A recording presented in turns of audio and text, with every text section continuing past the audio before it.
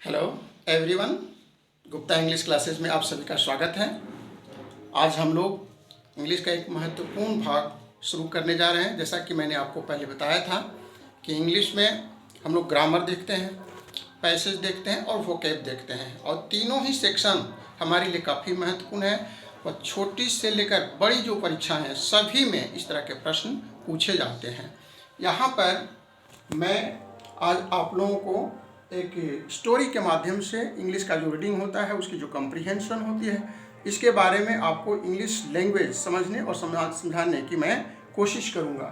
तो आज मैं कहानी के माध्यम से पैसेज को समझने की कोशिश करते हैं, क्योंकि इस तरह की समझ लैंग्वेज को समझने में काफ़ी सहायक होते हैं।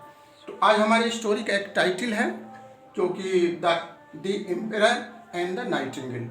यह वर्ग 6 से हमने इसको उठाया है, नीचे क्लास का बुक है इंग्लिश का, लेकिन आपको नीचे और ऊपर नहीं समझना है। कहानी आपको पढ़ने की शुरुआत कहीं से भी कर सकना है, करना है। तो इस तरह से आपको हमको अधिक से अधिक इस तरह की कहानी को पढ़ने का कोशिश करना है, ताकि हम लोग इंग्लिश की अंडरस्टैंडिंग को बेहतर कर सकें। आइए हम लोग इसको देखते हैं। हमारा आज का जो कहानी का टाइटल है वह the emperor and the Nightingale है। ओके, तो इसकी कहानी को हम लोग समझने की कोशिश करते हैं, और कहानी के अंदर यत्र तत्र यथासाध्य हम लोग आपको ग्रामर से बोझिल नहीं करेंगे, फिर भी जहां आवश्यक होगा ग्रामर का जो कंसेप्ट है उसको मैं आपको देने की कोशिश करूंगा। ठीक है, ओके। सबसे पहले हमारे टाइटल का जो नाम है the emperor and the Nightingale, इसमें एक ग्रामर का कंसेप्ट मैं आपको बताता हूं। यहाँ पर द एम्परर, राइट, और यहाँ भी एक द है। ठीक है, यहाँ पर दो डिफिनिट जो आर्टिकल हैं लगे हुए हैं शीर्षक में। तो यहाँ पर हमने इसको बताया कि यह जो है द एम्परर है, और यहाँ पर आपको बताया कि द नाइटिंगेल है। क्यों ऐसा? इसलिए कि जब किसी शब्द जो है वह वॉवेल से शुरू होता है, तो उसके पहले जो डिफिनिट आर्टिकल लगता है उसको हम दी पढ़ते हैं। राइट, क्या पढ़ते हैं? दी पढ़ते हैं। और यहाँ पर क्या है? नाइटिंगेल है। नाइटिंगेल कॉन्सोनेंट है, और यहाँ पर हम उसको द पढ़ेंगे। एक ग्रामर का ये पहला कंसेप्ट है। प्रोनाउंसिएशन में हम लोगों को इसको ध्यान रखना है। आगे हम लोग देखते हैं। Long ago in the land of China there lived an emperor. Right, बहुत पहले की बात है। In the land of China, China एक देश है, हमारा पता है, वह हमारा एक पड़ोसी देश है China. There lived an emperor, वहाँ पर एक बहुत बड़ा राजा रहता था। एम्परर, एम्परर का मतलब जिसका एक बहुत बड़े एम्पायर पर, बहुत बड़े क्षेत्र पर शासन होता है, उसको हम लोग एम्परर कहते हैं। राइट, तो ही हैड अ मैजेस्टिक पैलेस, उसका एक बहुत शानदार विशाल महल था। ठीक है, तो ये दो वाक्य हमने भी देखा। Long ago in the land of China there lived an emperor, he had a majestic palace, उसका एक बहुत ही शानदार महल था। ठीक है, तो यहाँ पर मैजेस्टिक जो आप जो देख रहे हैं, यह क्या चीज़ है? मैजेस्टिक, यह पैलेस है। पैलेस का मतलब महल होता है, राजमहल होता है। और महल के आगे हमने एक विशेषण दिया हुआ है, यह क्या है? मैजेस्टिक। राइट, और तो इस तरह से हम लोग नाउन के पहले यहाँ पर मैजेस्टिक जो लगाया है वह एक विशेषण के रूप में है, और यहाँ पर हमने क्या लगाया है? एक इंडेफिनिट आर्टिकल लगाया है। राइट, चलिए। देयर बिहाइंड द पैलेस, महल के ठीक पीछे, there was a huge forest and a nightingale lived in it. महल के ठीक पीछे there was a huge forest, यहाँ पर इंडिफिनिट आर्टिकल लगा हुआ है। ठीक है, ह्यूज फॉरेस्ट, कैसा जंगल है? बहुत बड़ा, विशाल। And a nightingale lived in it, और उसी जंगल में एक बुलबुल रहती थी। बुलबुल एक बहुत ही बड़ा बढ़िया पक्षी है, जिसका जो स्वर होता है बहुत ही मेलोडियस होता है, बहुत मीठी आवाज़ में वह गाना गाती है। The Nightingale sang so melodiously that it was known far and wide. यहाँ पर हम लोग फिर से ग्रामर का कंसेप्ट आपको देंगे। The Nightingale sang so melodiously that he was known far and wide। ठीक है, यहाँ पर हमने देखा था अ लगाया है, नाइटिंगेल है, और फिर आपका यहाँ पर जो नाइटिंगेल है इसके आगे द लगा हुआ है, राइट। तो यहाँ पर एक ग्रामर का मैं कंसेप्ट देना चाहता हूँ वह यह है कि जब किसी सेंटेंस में पहली बार कोई संज्ञा का प्रयोग किया जाता है तो उसके पहले हम लोग इंडेफिनिट आर्टिकल का प्रयोग करते हैं, लेकिन जब हम जैसे ही पता चल जाता है कि वो एक निश्चित नाइटिंगेल है तो आगे जो आने वाले सेंटेंस हैं और आगे आने वाले सेंटेंस में उसी नाइटिंगेल की बात की जा रही है। इससे हमको ये पता हो गया कि वो नाइटिंगेल बिल्कुल निश्चित है, इसलिए यहाँ पर हमने द एक डेफिनिट आर्टिकल का प्रयोग कर दिया, राइट। तो इसके डेफिनिट और इंडेफिनिट का फर्क यहाँ पर हमने देखा। एक ग्रामर का एक कंसेप्ट है। Far and wide was known far and wide, उसकी आवाज़ इतनी मधुर थी, इतनी अच्छी थी कि उसका नाम जो है पूरे देश में चारों तरफ फार एंड वाइड, दूर दूर तक एक फ्रेज है। इसको हम लोग समझ गए। इसके बाद देखिए, people even wrote books about it, इतनी उसका नाम चारों तरफ फैल गया कि अधिकांश बहुत लोग उसके बारे में, बुलबुल के बारे में कई किताबें लिखना प्रारंभ कर दिए। पीपल इवन रोट बुक्स, कई किताबें उसके बारे में लिखी गई। ठीक है। वन डे, एक दिन की बात है, the emperor read one of the books and wished to see the bird singing. ठीक है। इस तरह से एक किताब उसके हाथ लगी और किताब में राजा ने पढ़ा उस नाइटिंगेल के बारे में और उसने अपनी इच्छा जाहिर की। किताब पढ़ने के बाद wished to see the bird singing, उस गाने वाली पक्षी को देखने की उसने इच्छा व्यक्त की, राइट। अब हम लोग आगे देखेंगे। The emperor ordered to see the bird, ordered his men to bring the nightingale to the palace। राजा ने एक फरमान जारी किया, ऑर्डर दिया, आज्ञा दिया। यहाँ पास्ट टेंस का प्रयोग किया गया है, पास्ट टेंस में उसको लिखेंगे। तो ऑर्डर्ड हिज मैन, उसने अपने आदमी को, अपने मातहत लोगों को क्या दिया? ऑर्डर दिया। टू क्या ऑर्डर दिया? To bring. यहाँ पर इन्फिनिटिव का प्रयोग किया गया है, टू लगा करके, the nightingale to the palace. राजा ने फरमान जारी किया कि उस पक्षी को, उस बुलबुल को पकड़कर हमारे महल तक लाया जाए। आगे देखते हैं। इसके बाद ओनली अ किचन मैट, उसके यहाँ जो काम करने वाली किचन की नौकरानी जो थी, वही उसने ही उस नाइटिंगेल को केवल देखा था और उसके बारे में वह जानती थी। Only a kitchen maid, kitchen में काम करने वाली नौकरानी, had seen the nightingale, right, उसने ही उसको देखा था। इसलिए so she took them to the bird, वह नौकरानी उन आदमियों को लेकर कहाँ जाती है? उस फॉरेस्ट में जाती है। देम, यहाँ पर देम प्रोनाउन लगा है, किसके लिए?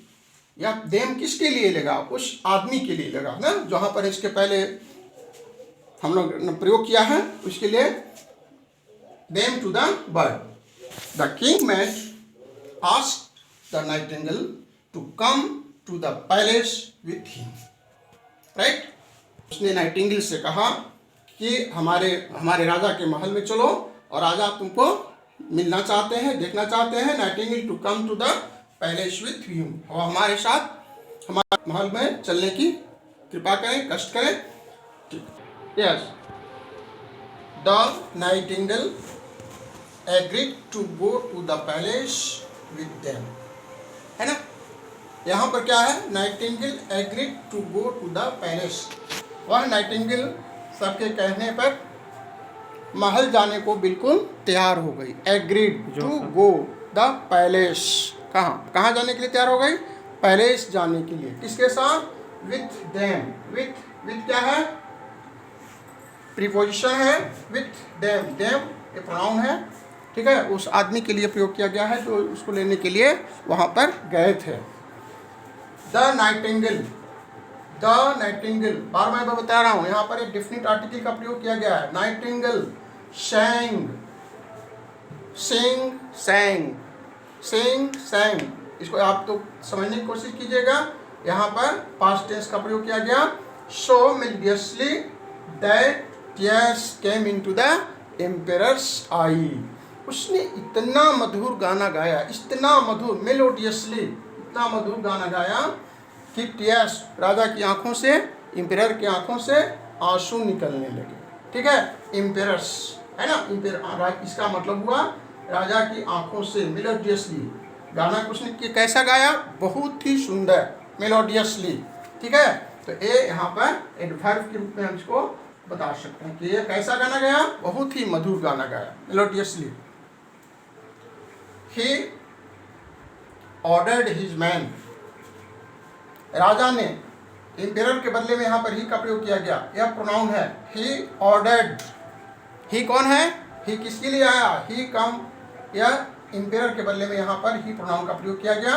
ही ऑर्डर्ड हिज मैन, उसने अपने आदमी को ऑर्डर किया, to put the nightingale in a fancy case, उसने लोगों को कहा कि हमारी इस नाइटिंगेल के लिए बहुत ही सुंदर, फैंसी, आकर्षक केस का निर्माण कराया जाए और उसके रहने की सुंदर व्यवस्था की जाए। सम डेज लेटर, राजा इस तरह से उनकी गानों को सुनते रहा और बहुत अच्छा लगा। लेकिन क्या हुआ, अब कहानी का एक ट्विस्ट आने वाला है। सम डेज लेटर, कुछ दिनों के बाद, अ मैसेंजर, संदेशवाहक, मैसेंजर याद करेंगे, मैसेंजर, संदेशवाहक, ब्राउट अ प्रेजेंट है, एक संदेशवाहक ने एक उपहार लाया, from the king of Japan, Japan के राजा ने उसके पास एक बहुत बड़ा तोहफा भेजा था, गिफ्ट भेजा था, है ना। तो brought a present from the king of Japan, Japan के राजा की तरफ से एक बहुत बड़ा उपहार वहां पर दिया गया, ठीक है, लाया गया। It was a beautiful toy Nightingale made of gold and covered with jewels, ठीक है, वह क्या चीज उपहार था हम लोग समझेंगे। It was a beautiful toy Nightingale, Nightingale, toy Nightingale है, टॉय नाइटिंगेल, खिलौना वाला बुलबुल, ठीक है, वह जो टॉय भेजा गया, वो जो उपहार दिया गया, वह खिलौना वाला बुलबुल था, made of gold and covered with jewels, उसमें गहने, बहुत मूल्यवान धातु लगे हुए थे, सोने लगे हुए थे और उसका ज्वेलरी का अच्छा काम किया गया था उस पर। द एम्परर उंडअप का मतलब चाबी करना, वह जो खिलौना जो था उसमें चाबी किया जाना। The emperor wound of the toy bird and it sang the same song again and again. जब चाबी देने के बाद वह जो नकली वाला जो टॉय बर्ड जो थी, है ना, वह बार बार एक ही गाना को रिपीट करती थी, and sang the same song, एक ही गाना को बार बार रिपीट करके वह गाती थी, अगेन एंड अगेन, बार बार एक ही गाना को वह सुनाते चली जा रही थी। एवरी नाइट, हर रात, प्रतिदिन, the emperor listen to the toy birds song, हर रात्रि में राजा उसके गानों को बहुत ध्यान से सुनता था। Emperor listened to the toy birds, और टॉय बर्ड के द्वारा जो गाना गाई जाती थी उसको एम्परर बहुत ही ध्यानपूर्वक लिसन करता था। यहाँ पर मैं थोड़ा सा आपको रुकूंगा। यस, हमारे पास एक और कंसेप्ट आ गया है। The emperor listened, try to follow me. Listen का मतलब होता है ध्यानपूर्वक सुनना, राइट। लिसन का मतलब होता है ध्यानपूर्वक सुनना, और एक और इसके बदले में सब्स्टिट्यूट हमारे पास वर्ड है और वह है हियर। हियर का मतलब साधारण रूप से सुनना, जिसमें आपका कोई एफर्ट नहीं लगता। लेकिन जब हम किसी चीज़ को ध्यानपूर्वक सुनते हैं तो उसमें हम लिसन शब्द का प्रयोग करते हैं। यह एक्शन वर्ड है और हियर जो है नॉन एक्शन वर्ड है। Try to follow me. Here is a non action word whereas listen is a action word, action verb. तो इसमें ये फर्क है हियर का और लिसन का। ये कंसेप्ट आपका क्लियर हुआ। After that we proceed to the toy words song the real nightingale. अब असली वाली जो बुलबुल थी, द असली वाली, the real nightingale felt unhappy. ठीक है, try to follow me. The real nightingale felt unhappy. वह क्या हो गई? असली वाली जो बुलबुल थी, क्योंकि राजा अब खिलौने वाला जो बुलबुल था उसमें मशगूल रहने लगा, तो असली वाली जो बुलबुल थी उसको यह अच्छा नहीं लगा, इसलिए वह बिकेम अनहैप्पी। हैप्पी का मतलब क्या होता है? खुश होना। उसमें अन क्या लग गया? प्रीफिक्स लग गया। प्रीफिक्स का मतलब आप जानते हैं, किसी भी अक्षर के आगे कुछ शब्द जब हम जोड़ते हैं और एक नया वर्ड बनाने की कोशिश करते हैं तो उसको हम लोग प्रीफिक्स कहते हैं, राइट। और यहाँ पर ये हैप्पी से अनहैप्पी बन गया। अन लगाने से उसका अपोजिट मीनिंग देता है। वह नाराज होने लगी, नाराज हो गई और नाखुश हो गई। और क्या हुआ? सो देखिए, and flew back to the forest. और वहाँ से उस पिंजरे से निकल के और वह नाराज नाइटिंगेल महल की तरफ रवाना हो गई, उड़ करके भाग गई। सेकेंड, आपका स्वागत है।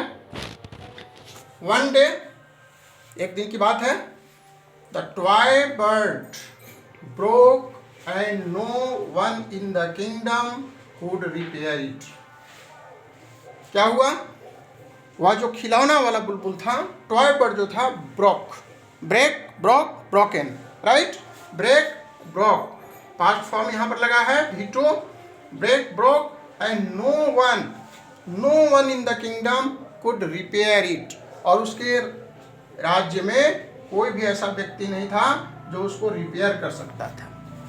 ठीक है, वह बिल्कुल बेकार हो गया, किसी ने उसका रिपेयर नहीं कर पाए। I will never hear the bird sing again. राजा ने अपनी मायूसी व्यक्त की। The emperor said, I will never hear the bird sing again. मैं उसकी आवाज़ को दोबारा नहीं सुन पाऊंगा। राजा ने अपनी मायूसी को व्यक्त किया। उसने कहा, ही बिकेम सैड। वह बिल्कुल उदास हो गया। हैप्पी था ना पहले, वह अब सैड हो गया। ही बिकेम सैड, क्या चीज़ हो गया? सैड हो गया, है ना। सैड हैप्पी का उल्टा हो गया, विलोम शब्द हो गया, ऑपोजिट वर्ड हो गया। और यह एक क्या है? यह एक एडजेक्टिव है। ही बिकेम सैड, ये प्रोनाउन हुआ राजा के बदले में। हिज, यहाँ भी एक pronoun, his only wish was to hear the melodious music of the nightingale again। बस राजा की मात्र एक इच्छा थी कि वह फिर से उस नाइटिंगेल की मधुर आवाज को सुन सके। क्या हुआ फिर? देखिए आगे, year passed and the emperor grew very sick. समय के कालक्रम में क्या हुआ कि राजा बिल्कुल बीमार रहने लगा, वह एकदम बीमार हो गया। ग्रू वेरी सिक का मतलब बीमार होता है।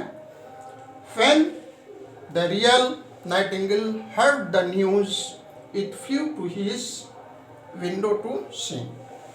जब जो असली वाली जो बुलबुल थी, जो वहाँ से भाग कर चली गई थी, उसके कान में किसी तरह से आवाज़ गई। उसने सुना राजा की बीमारी के बारे में और वहाँ से वापस उड़ करके राजा के महल तक आती है, राजा के विंडो तक आ जाती है। केम विंडो टू सिंग। ठीक है, वह फिर से राजा के पास आ जाती है। एवरी डे, हर दिन the bird sat on the window and sang sweet song.